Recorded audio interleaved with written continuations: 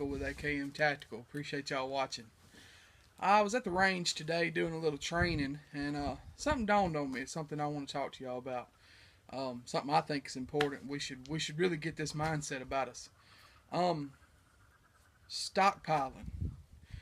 You know, there's nothing in the world wrong with stocking up on ammo. I think it can be a good thing, especially with the way that things have been going as far as the gun grabbers trying to get our stuff. You know, now that they have the proposed ban on M855 green tip. And by the way, if you're watching this and you have not signed the petition that's on the internet and emailed your representatives and the ATF and done all that stuff, you're wrong. You need to be doing that. Don't sit here and complain when it's gone if you haven't done anything to try to stop it. Using your voice is free. Don't cost you a dime. I'm not saying go out and donate tens of thousands of dollars to try to get this to stop. I mean, we're in a economy that we don't have a lot of money, but your voice and your typing hands, they don't cost you anything to use. So use them. So beside that, I'm gonna get off the soapbox. There's nothing. Once again, like I said, there's nothing wrong with stockpiling ammo. It can be a great thing, especially when we get in this, like I said, this scare that we are now. I went to Walmart today to buy some 5.56. There's none on the shelf. No 5.56, no 223, nothing. Not even the cheap crap that people don't even like to shoot. That's not even on the shelf. They're buying up everything.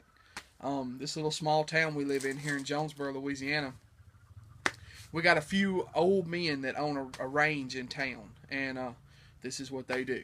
When a scare goes on, they go out and they buy. They've been buying all the 22 long rifles since it all started.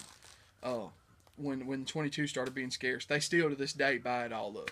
I don't know what they do with it. I guess their trigger fingers is getting cramps in them because they've been shooting so much. But anyhow, you can keep the stuff stocked up, and that's fine, but you got to train with it. We have these people that they buy these guns and they buy this ammo and they buy all this stuff, And I was one of them. When I first started this, I was one of them. I was one of those that I would buy, I would go out. I went out and I bought my first handgun that I actually bought was a Glock 17.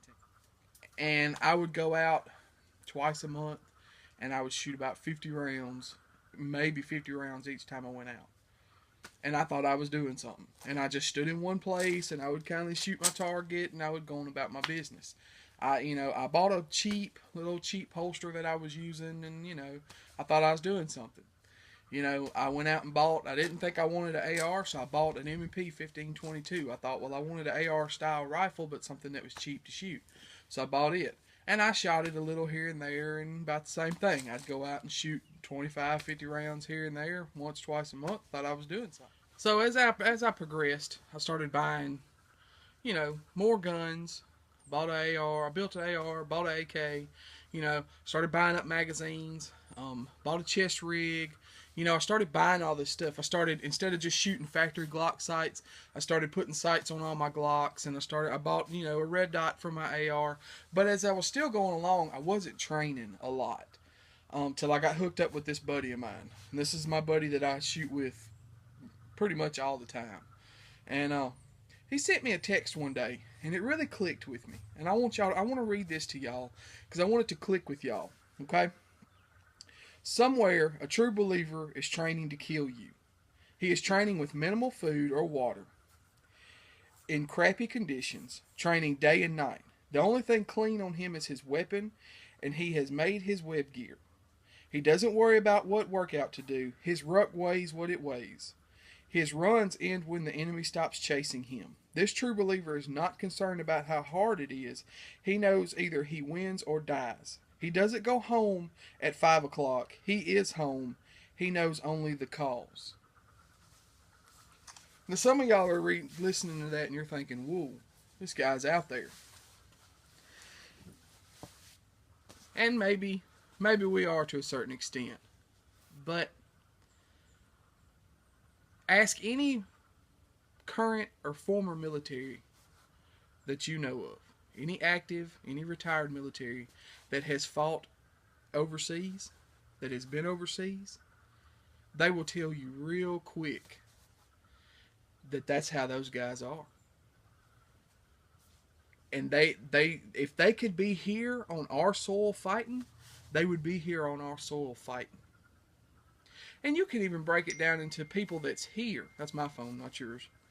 You can even break it down to people that's here. The guy that mugs you, the guy that takes your wife's purse, the guy that steals your car, he doesn't just decide to do that on a whim usually.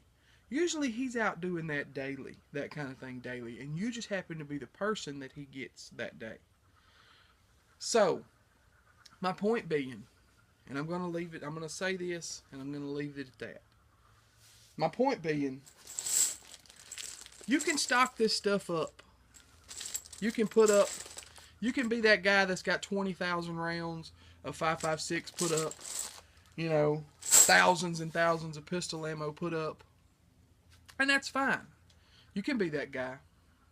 You can be that guy that's got a safe full of guns. There's nothing wrong with that.